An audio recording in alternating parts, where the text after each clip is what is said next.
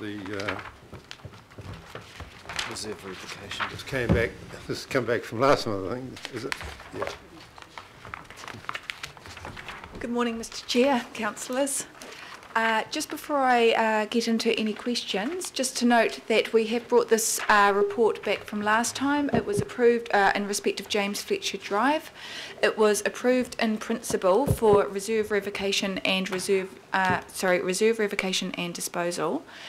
It was agreed in principle by the governing body, as there were some questions about if the proceeds of any sale should default to the Crown. We had that clarified, and they do not default to the Crown.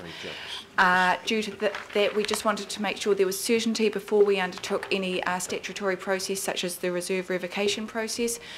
So we've brought it back to this committee. We've also got another property here, which is adjacent to 18 Pine Road. It's in Orewa. It's a drainage reserve, very similar circumstances, and that is up for decision making today as well.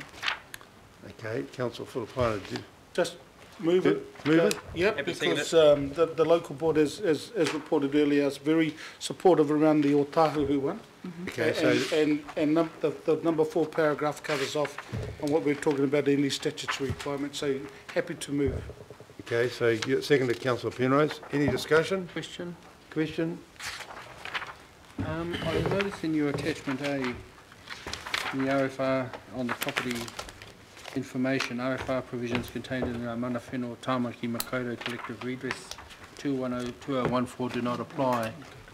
This is on page 141 of ours, in your attachment. Yeah. Can you that's right, they don't. Sorry, could you just repeat the question? So I notice in your attachment A, in your report regarding the RFR provisions on the property information, part 5. Part 5? Yes? Citing the Tāmaki Collective Redress Act. Yes. You're quite right, they do not apply.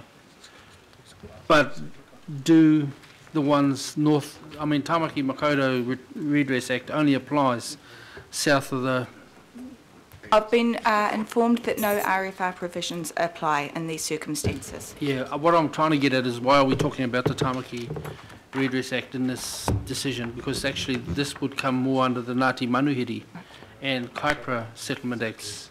There are now 4 settlement acts in Auckland. This is a little bit erroneous. It's most like saying the Ngaitahu Redress Act doesn't apply in Orewa. Of course it doesn't apply, neither does Tāmaki. This was the information that was provided to me. As I advised last time I was here, we are advised by Auckland Council on everything we need to be mindful of, any issues that we do need to work through. This is the advice that I received. I can go back and double check anything. It is always easier if I actually receive any information in advance because we don't hold the property files. So what the position that we're in is we're advised by Auckland Council. If there's anything that we need to seek specialist advice on, we go away and do that. We don't know what to look for if we're not advised by Auckland Council because we don't have the property files, but we haven't been advised of anything. So then, Chair, is this an issue with our council? Because, the Tāmaki Collective Act don't go further north than the Mason-Dixon line, which is at Auckland.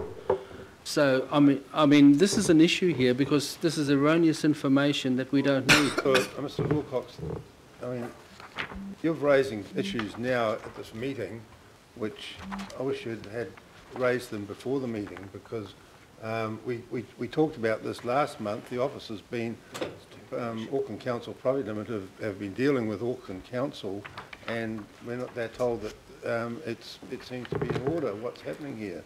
So if you can show the evidence or show there is some justification, maybe you've got a case. But at this late time, we're relying on what we've had in the papers here, really. That's right.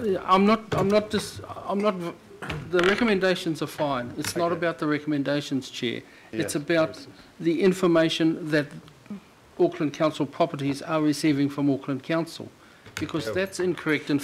Well, it isn't incorrect, but it's really. Why should we be talking about that? So, Member Wilcox, I'll undertake just to have a look at how we're framing both the question but also the advice that we give, and so that we don't end up either. It sounds like we don't have erroneous information, but we could be either over or understating some of the facts. It feels that's what we're talking about. Yeah. So can I take that on board? I think that we'll have that discussion with ACPL, but we might actually also take it up directly with you, because you're aware of and sensitive to this issue, and we want to make sure that we get it more right. Yeah. So maybe that's the pathway forward.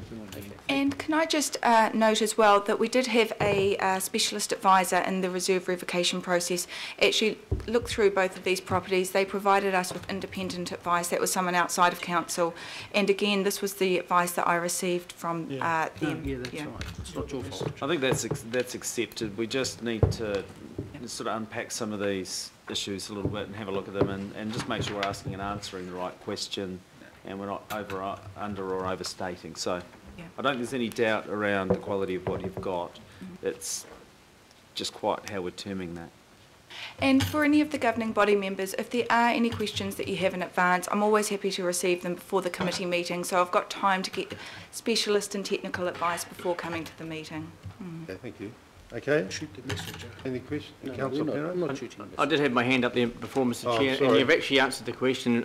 What we do try, and other committees, Mr. Chair, is that we try, and in particular the CCO one, where you may mention that you didn't have the property files on hand to get that relevant information, is to email through. When we say we get it, and when we get agendas 5 days in advance, normally, just to flick an email through and just to clarify a few point of concerns. Okay. All right, with no other discussion, I'll put the motion. It's moved by Councillor Philippine, seconded by Councillor Penrose. Put the motion. Those in favour? Aye. Against? I declare that carried. Thank you. Thank Now you. we thank you. We usually go to the Auckland Development Committee, don't you? So you don't have to worry about this committee. Finance and performance normally. So we now move to item 12, and this is for information.